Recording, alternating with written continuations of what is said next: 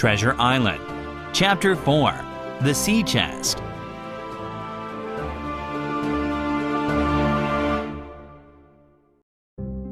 I lost no time in telling my mother everything I knew. I'm sorry, I said. I should have told you what was happening a long time ago. Now we're in danger. My mother sighed and, as always, was worried only about our financial situation. Well, the captain owes us quite a bit of money, but I don't think any of his seedy old shipmates will pay his debts. The captain wanted me to go tell Dr. Livesey in the event of his death, but I can't leave you here alone and unprotected, I said. Mother shivered. Oh, I don't think either of us can stay here, she said. From the crackling of the fire to the ticking of the clock, every creak and rattle in this old house is making me nervous. With that dead body on the floor and the thought that the blind man's friends might show up, I'm really jumpy too, I said. We must get out of here, said Mother. I agreed. We'll ask for help in the village. We rushed out into the frosty, foggy evening, and by the time we reached the village, it was dark. The windows of the general store shone with cheerful candlelight, so we went in. Soon, a crowd of men were listening to our story with great concern, but no one wanted to go to the Admiral Benbow.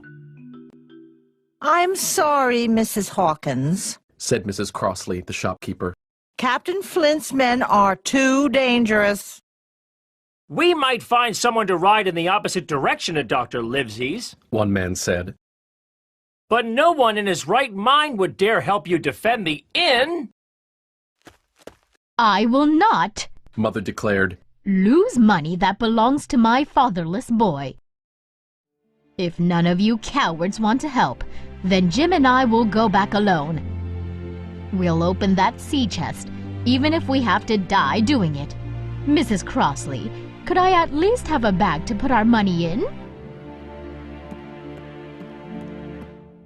"I'll ride to the doctor's for help," one lad volunteered. Another villager handed me a loaded pistol. "In case you're attacked," he said. So, my mother and I went back to the inn, slipping along the hedges, noiseless and swift. Finally, the door closed behind us. I bolted the lock, and my mother got a candle. Holding hands, we went over to where the captain lay on his back. His eyes were open, and one arm was extended. We must get the key to the sea chest off that body, she said. Oh, I don't even want to touch it. She let out a sob.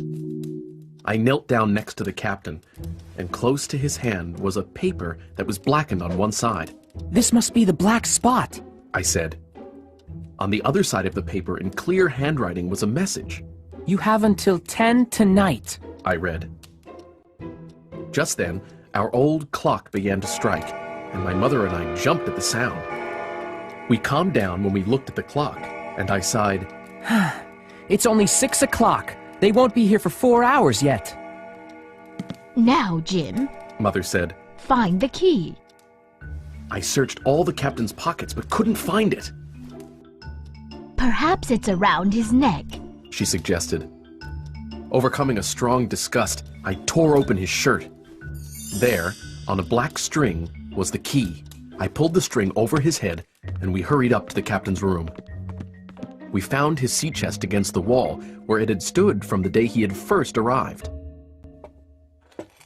Give me the key, said Mother, and after a few tries, she turned the stiff lock and opened the lid.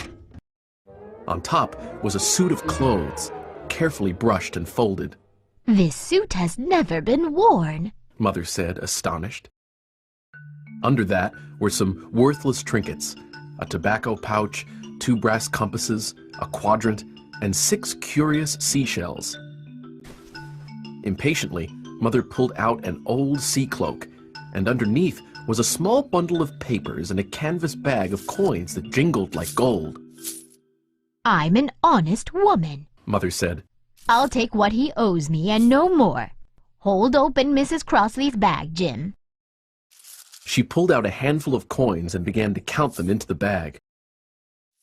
Suddenly, I heard a familiar sound, the tap, tap, tapping of the blind man's stick on the frozen road outside, and I put my hand on Mother's arm. Listen. I whispered. The sound drew nearer and nearer, and we held our breath as the bolt rattled on the door. That horrible man is trying to get in. I whispered again. Then there was a long silence. At last, the tapping began anew, and to our indescribable joy, slowly died away. Mother, I said, take the whole thing and let's go. I won't take more than I'm owed, she said. but I won't be content with less.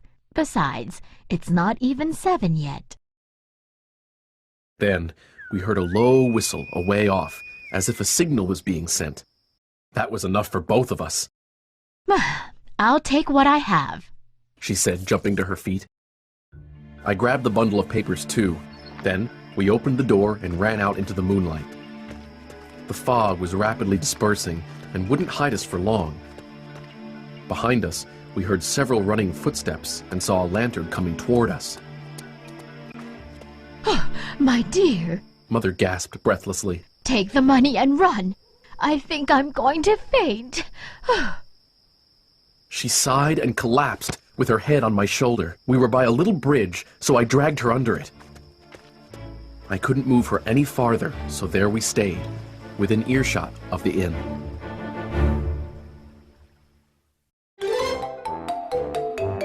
Little Fox.